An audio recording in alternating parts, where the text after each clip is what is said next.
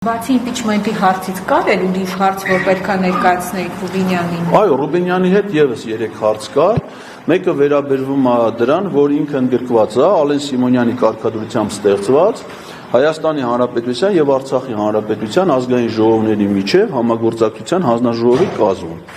Եվ ես ուզում եմ իմանամ, ինքը որ փաստորեն ամեն օր փող է ստանում նաեւ որպես այդ հանձնաժողովի անդամ։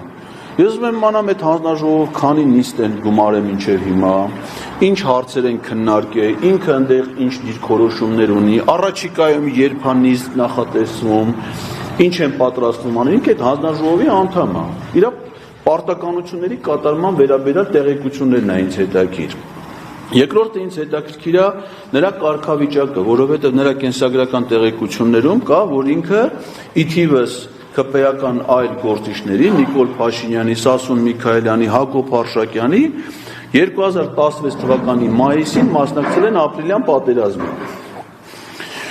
Մայիսին են մասնակցել, բայց իրանց մասնակցությունը եղել է այն, որ որպես ԿՊ-ի կամավորական ջոկատի անդամ գնացել են Արցախի պաշտպանության բանակ եւ Արցախի պաշտպանության բանակի զորամասերից մեկին կցված իրականացրել են ինժեներական աշխատանքներ, ասենք փորել են փոս։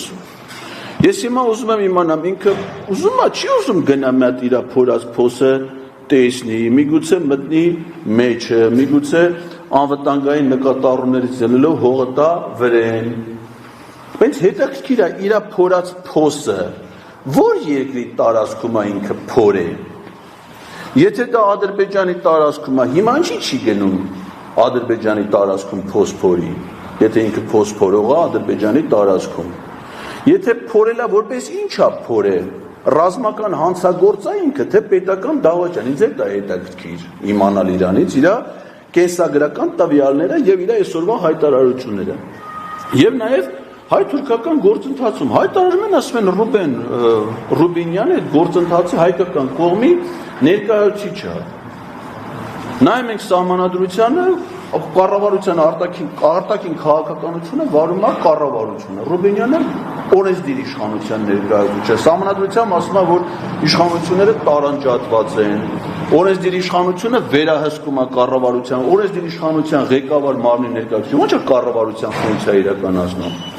Վարչապետի որոշում չկա,